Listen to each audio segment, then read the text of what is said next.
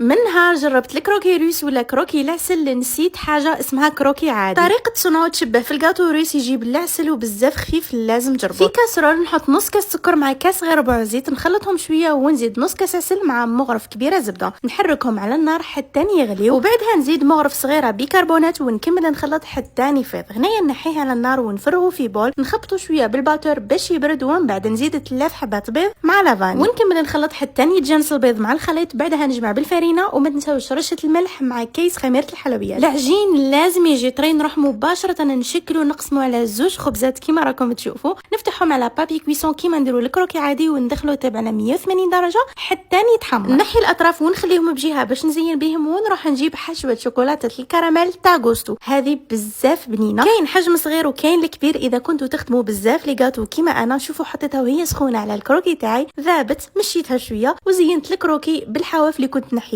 بعد ما كنت رحيتهم وما بقى لي غير نقطع الكروكي نتاعي وراهو واجد، وصراحه جاب بزاف بنين، خير من العادي. غير جربوه في العيد ولا لضيافكم، وهذا ما كان.